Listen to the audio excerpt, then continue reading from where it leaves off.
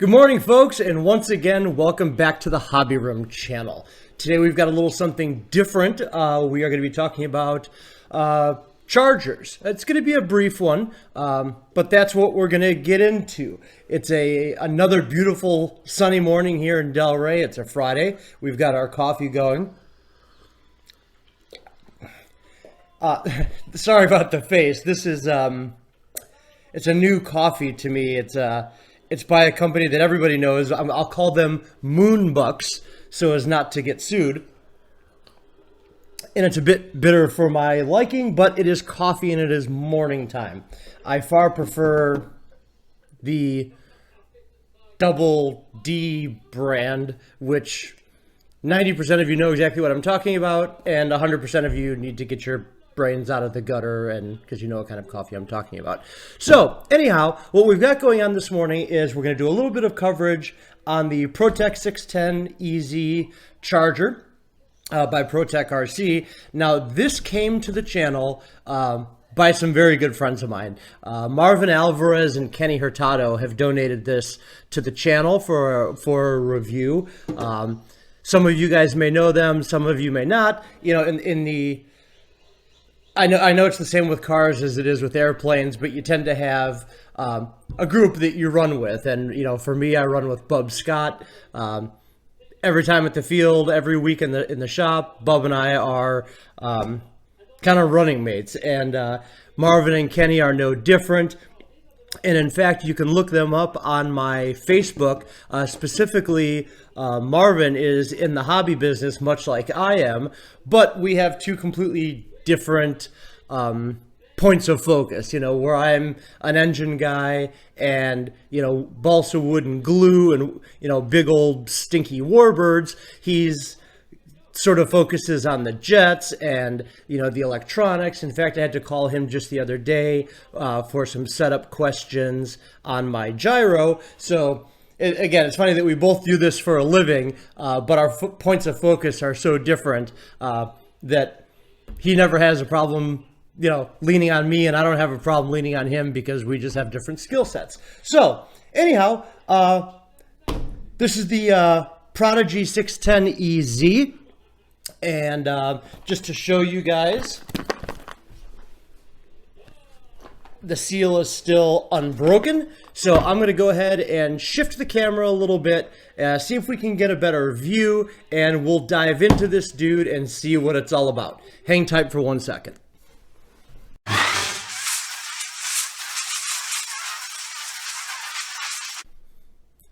We are back. I'm certain you will notice that I did not find a better camera angle, but that's okay.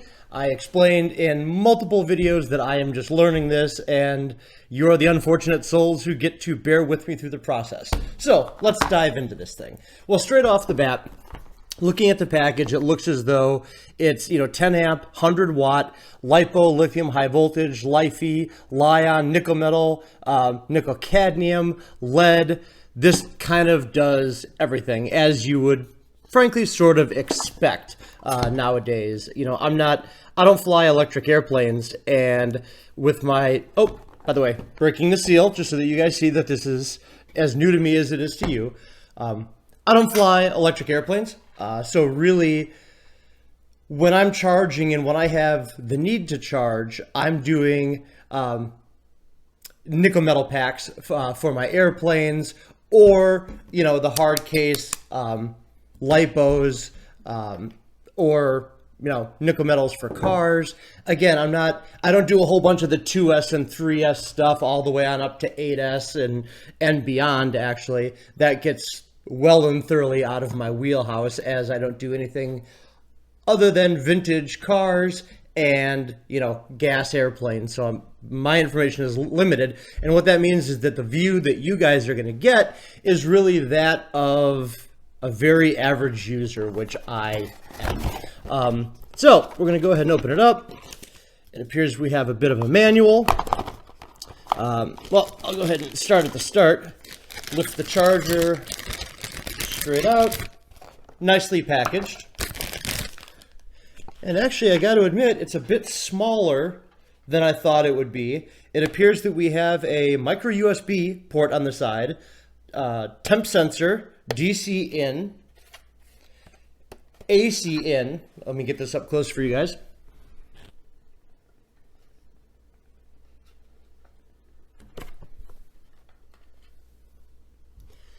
And of course, on this side, you've got your banana and your balance port.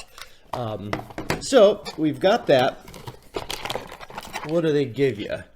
All right, so it looks like we've got a banana to Dean's, which is fantastic.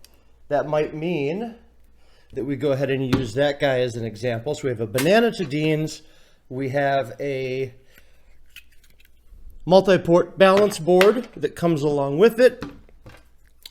And we have our banana to alligator. This would be for your DC in, which is fantastic. That means you can bring this thing out to the flying field. You can bring it out to the car track, or even to whatever woods or parking lot you're playing in, whether it be a car or a heli or a park flyer. You can hook this dude up to your car battery, and you are not forced to go home when the battery runs out. And we've got our 110 lead.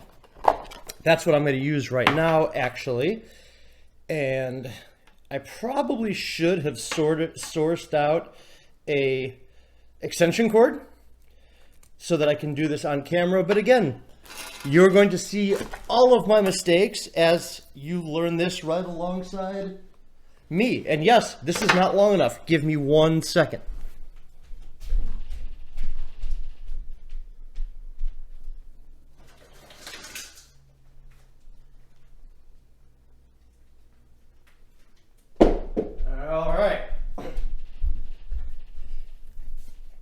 And we are back with an extension cord. Guys, I wasn't kidding when I told you.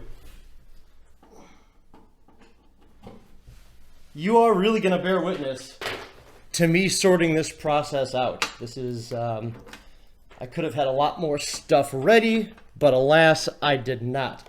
So we're going to go ahead and plug this guy in.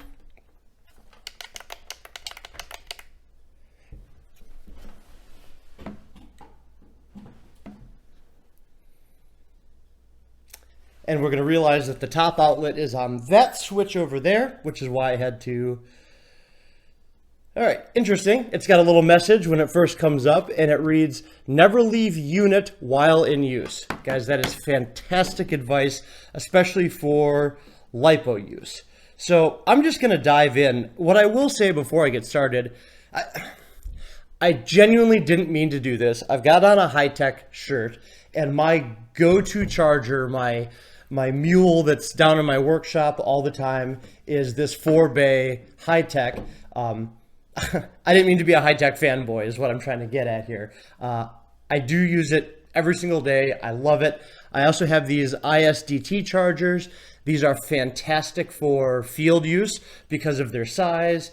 And to be completely honest, I've never met a limitation on this yet, or on either of these yet, so I have no complaints.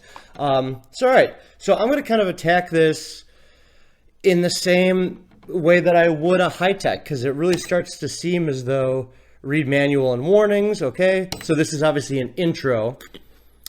So program select LiPo battery, LiPo balance charge. So let's just go ahead and try one. What do we have here? Here we have one with the Deans. So I will go ahead, and this is a 5200 2S LiPo. So I'm going to go ahead and plug this in. Yep. Let's see. Battery negative. So let's try to plug this dude in. Nope, no dice. Got it. So you cannot plug the battery directly into the side of the charger. You must use the adapter board, which is no big deal at all. Some of the other chargers that I have, like the ISDT, allows you to plug your balance lead out of the battery directly into the charger. That is not the case here. Not a big deal either. So we'll go ahead and plug in our LiPo. Okay.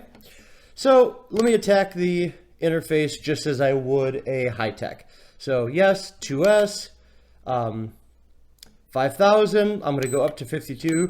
Oh, Okay, that's cool. So I finally see a small difference between the high-tech firmware and this firmware. What you can't see is as I'm scrolling on the milliamp count, let's see if we can get this in. As I go up and down on the milliamp count, the amperage is changing to coincide with the milliamp count, which is kind of nice. It's one little step that you don't have to take. Whereas on the high-tech, you program your milliamp count and you program your amperage, and you have to do that separately. This appears to join the two. But now that I've hit start, it does give you the option to change your amperage. Yep, so all right, I pressed and held start just as I would on a high-tech, and off and away it goes. I can hear the little fan in the back whirring. So there we go. All right, cool. So what I'm gonna do is I'm actually gonna stop this, and I'm gonna go ahead and unplug it. So now in the interest of testing, no, actually I don't have, oh, I do. In the interest of testing field viability, one of the things that I do a lot, because I have giant scale warbirds, is I use a battery to run my charger to charge my airplanes. Actually, I have several airplanes that are way too big to bring to the charger, so I actually have to bring the charger to the airplane, which is where these ISDT chargers come in. And what's kind of neat about this dude is it says that it accepts an input voltage from 1 volt to 18 volts. So what I'm going to do is I'm actually going to grab a big Lifey. And guys, don't do what I'm going to do. I'm going to see if this will charge off of my Lifey. But when I say don't do what I'm about to do, if you're going to do this, make yourself up a cord that properly plugs into your battery, or make up a safe adapter. What I'm about to do now is really kind of for display and not exactly what I would deem as safe by any stretch of the imagination. Okay, so there we go. So that you guys can see it. Never leave unit plugged in, read manual. Okay, so apparently you have to go through that every time. So there we go. All right, and start as normal. All right, so basically what we've got here, just so that you can see, if you're out in the field, I've got a very large Lifey powering my charger to charge batteries. Now, that isn't necessarily going to be very useful if you're going to be doing the big lipos, because you will drain your source battery quickly, but at least it's an option. If we stop and unplug this just for safety's sake, if you had the type of a situation where you had a nickel metal like this, you could very easily plug your nickel metal in, something of a lower capacity, and charge it off of a higher capacity source battery, which allows you to use this in the field and not be hooked up to your car at all. So either way, I'm going to do a follow-up on this. I know I've kind of waffled on quite a bit. I'm going to do a follow-up video on this after I get some use out of it. But at a glance, it appears to be a really nice little charger. It's right at the $65 price point, which means that it's definitely level up from a lot of the, cheap junk that you see out there. It feels nice. It's got a plastic case. So like I said, it's definitely level up from the cheap junk, but it's not so expensive that it prices you out of the market. If you've ever used the high-tech or most of the, basic chargers that you get online, the firmware seems to be nearly identical. You literally just watched me go from opening it up to getting it charging, really using the same patterns that I use on a lot of other chargers. So either way, once again, a big thanks to Marvin and Kenny. I'm going to go ahead and get some use out of this. I'll weigh back in later. Thank you guys so much for listening to me and looking at my face. Well, looking at my face is bad enough, but looking at my face after bitter coffee, not so great. But once again, guys, thank you for stopping in and visiting the hobby room.